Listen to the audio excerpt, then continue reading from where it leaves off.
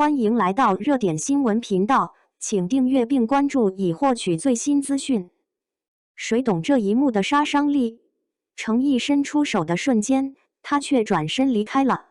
刷到程毅生日会的一段旧视频时，很多人都被这一幕狠狠戳中。明明距离那么近，明明只差一个回头，却偏偏就这样错过了。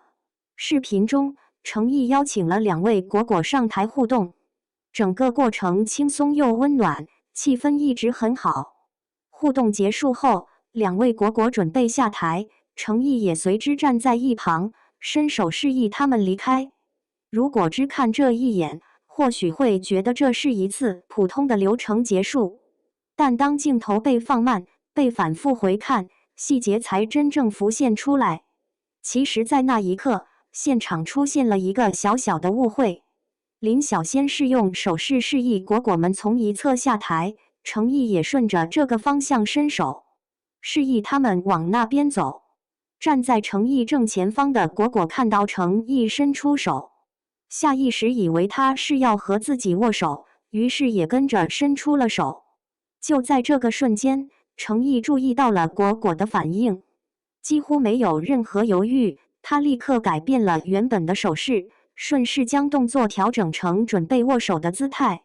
那是一种非常自然也非常体贴的反应，不是流程要求，也不是刻意设计，而是下意识的不想让对方失落。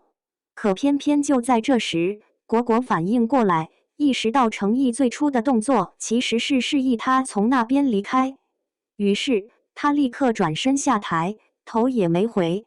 他并不知道，在自己转身的那一刻，程毅的手势已经变了。更让人心软的是，程毅并没有立刻收回手，他看到果果们离开，又将原本准备握手的动作默默地换成了挥手告别的姿势，轻轻的拜拜。只是很遗憾，这个动作他们同样没有看到。最后，他只能有些尴尬，却依旧克制地收回了手。整个过程不过短短几秒，却因为那份来不及被看见的温柔，显得格外漫长。连一旁的林晓都忍不住替他们惋惜，低声感叹：就这么错过了啊，就这么错过了啊。这一句更像是替无数观众说出了心里的话。程毅就是这样的人，他不是一定要完成一个握手的动作，而是本能的在意对方的感受。当他以为果果想要握手时，第一反应不是纠正，而是配合；不是坚持流程，而是迁就情绪。他不想让任何一个真心走到他面前的人空着期待离开。也正因为这样，当这一幕被看懂之后，反而让人更加心疼。